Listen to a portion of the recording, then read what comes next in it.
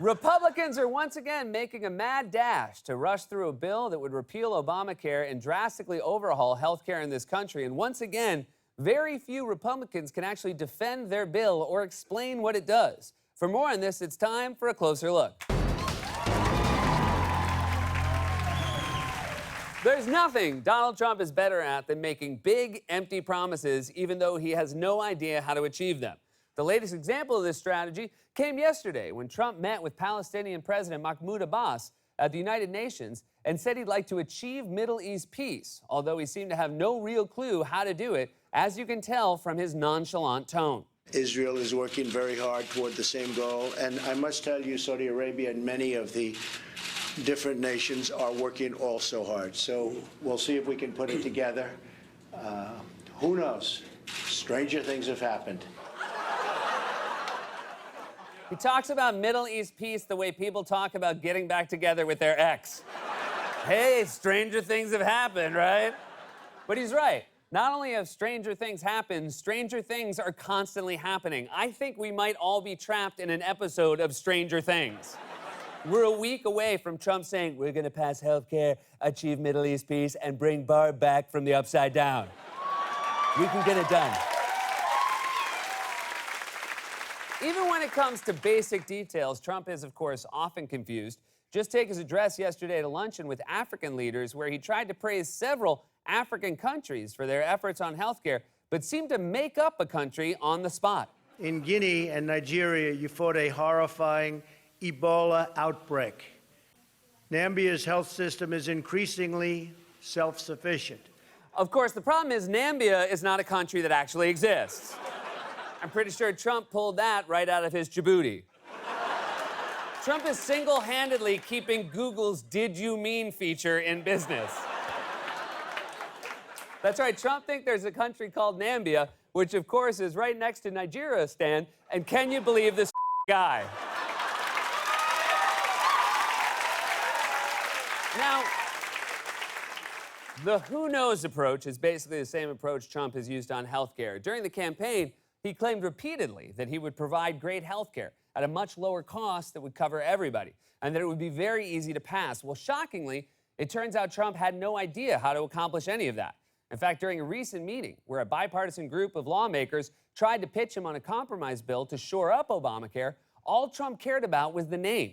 According to Politico, upon hearing it had bipartisan support, the president had one question: can I call it repeal and replace? A Democratic lawmaker responded, you can call it whatever you want, Mr. President. Hell, you can call it Nambia. No one else is using it. Now, Democrats and Republicans actually were getting close to a bipartisan solution that would have fixed some of the problems with Obamacare while keeping the bill largely in place. But GOP leaders decided to blow all of that up in favor of, yet again, another last-ditch effort to repeal and replace Obamacare. A healthcare Hail Mary. The president pushing Republicans to not let this Obamacare repeal fail. This is the Graham Cassidy bill. This really, for all intents and purposes, the final Hail Mary here for Republicans on health care. Republicans pushing ahead with a Hail Mary plan. This Hail Mary option. They're referring to it as a Hail Mary, essentially. There's the last-ditch, furious Hail Mary effort. Of course, if this thing passes, a Hail Mary might be the only healthcare option some people can afford. Hail Mary, full of grace. Does this mole look weird to you? But that's right. They're throwing another Hail Mary, except Republicans aren't exactly Tom Brady or Aaron Rodgers. They're more like Jay Cutler. He's going to launch it. And that will be way out of bounds and incomplete. Now, the main sponsors of this new bill are Senators Bill Cassidy and Lindsey Graham, and they are trying to rush it through for a vote as early as next week. Now, as you may recall, Republicans complained repeatedly about the process Democrats used to pass Obamacare in 2009 and 2010, even though it was a far more open process than they're using now. But they didn't just complain about the process, they even complained about the length of the bill itself.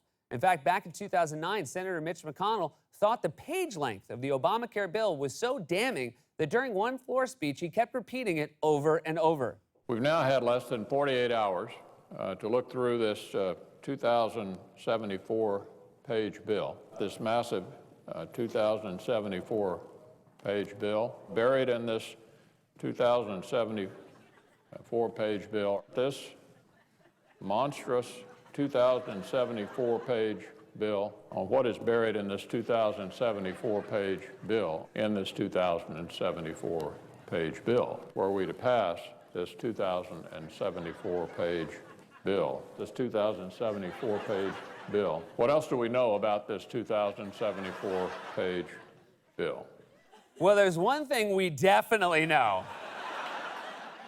But here's the thing, it's supposed to be long. This isn't book club. You're reorganizing 1/6 of the American economy. Details are good.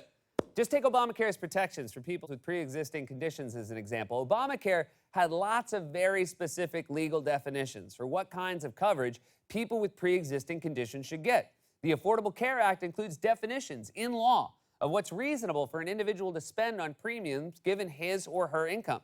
By comparison, the new GOP bill has none of those details. That doesn't exist in Cassidy-Graham. There aren't definitions of key terms like adequate or affordable. And I don't know if you've met the guy who will be signing this bill, but I'm not sure we should go by his definition of affordable. So the bill takes money away from vulnerable people on Medicaid and strips away protections for people with pre-existing conditions. Now, you might think, how could any senator vote for such a monstrous bill? Well, the answer is they either don't know or don't care. The website Vox interviewed GOP senators and asked them basic questions about the bill, and their answers were baffling. Take, for example, this exchange with Kansas Senator Pat Roberts, a reporter.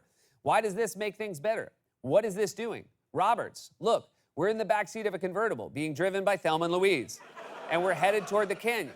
That's a movie that you've probably never seen. Reporter, I do know Thelma and Louise, sir. Roberts, so we have to get out of the car, and you have to have a car to get into, and this is the only car there is. I love how he realized halfway through that his analogy made no sense and he just hoped the reporter had never seen the movie. You see, it's kind of like Forrest Gump. You probably haven't seen that movie. No, I've seen it. It's like Minions. And on top of everything else this bill would do, it would also radically restructure and deeply cut Medicaid and would reduce total federal funding to states by $489 billion through 2027. Now, those cuts may seem savage and cruel, but to be fair, Republicans have always preached fiscal responsibility and the importance of saving money. And I'm sure this next series of clips about Trump's health secretary, Tom Price, won't prove that they're all full of Health and Human Services Secretary Tom Price is taking a little bit of heat after Politico found he took 5 private flights last week for events in Maine, New Hampshire, and Pennsylvania. The cost? Tens of thousands of dollars. That included a flight from Washington, D.C. to Philadelphia and back on a 30-seat private charter at a cost of, and this is really astounding, $25,000. $25,000. Do you know how short a flight is from D.C. to Philadelphia? If you tried to watch Thelma and Louise on that flight, you wouldn't meet Louise. Susan Sarandon is in it? Not the part I saw.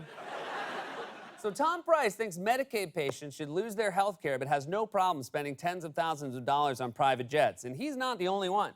Treasury Secretary Steve Mnuchin also came under fire after he requested use of a government jet to take him and his wife on their European honeymoon.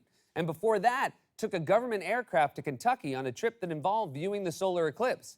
And when he was asked about that taxpayer-funded eclipse trip, he tried to claim that he didn't actually care about the eclipse because he's from New York. When I got there, the staff had actually intended that we watch the eclipse on the roof of Fort Knox. And, you know, people in Kentucky took this stuff very seriously. Being a New Yorker in California, I was like, the eclipse. So we got there, I was like, really, I don't have any interest in watching the eclipse. You think New Yorkers don't care about the eclipse? I could show you one New Yorker who wanted to see the eclipse so badly he almost burned his retinas. Boy, I don't want the glasses. I want to see the whole thing. No glasses.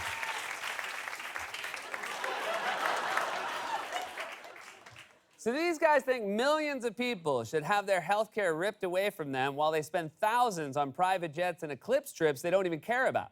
And now the question is, can they get the votes to pass this bill? Republicans are pulling out all the stops, even forming unlikely alliances. Lindsey Graham, for example, said he's even been in contact with his one-time nemesis, Trump's former chief strategist, Steve Bannon, and that Bannon has been helping him push the new repeal bill. Graham said of Bannon, "Me and Darth Vader are now talking to each other." Hey, Lindsey, when you're trying to get a bill passed, you're not supposed to admit that the people you're working with are evil. Let's just say Cruella de Vil and I have been working on something that I believe will be good for all Dalmatians. But there are still some holdouts. Kentucky Senator Rand Paul remains opposed to the bill because he thinks it doesn't actually go far enough in repealing Obamacare. So, to win over votes, Trump has been tweeting. Yesterday, he claimed, "I would not sign Graham Cassidy if it did not include coverage of pre-existing conditions. It does. A great bill, repeal and replace." And before that, he tweeted, "Rand Paul is a friend of mine, but he is such a negative force when it comes to fixing health care. Graham Cassidy bill is great, ends Obamacare." So Trump managed to claim 3 falsehoods in there. Bill covers pre-existing conditions. It doesn't. Graham Cassidy bill is great. It's not. And Rand Paul is a friend of mine. He is? His visceral response to attack people on their appearance, short, tall, fat, ugly. My goodness, that happened in junior high. Are we not way above that? And would we not all be worried to have someone like that in charge of the nuclear arsenal? Mr. Trump. I never attacked him on his look, and believe me, there's plenty of subject matter right there. That I can tell you. But Jake, Plenty of subject matter right there. Trump knows more about Rand Paul's appearance than he knows about his own health care bill. In fact, his Rand Paul burn book is 2,074 pages. So Republicans are racing to jam through a health care bill that would destroy Medicaid and strip coverage from millions of people, including those with pre-existing conditions. Could Republicans really be shameless enough to pass this monstrous bill? Who knows? Stranger things have happened. This has been a closer look.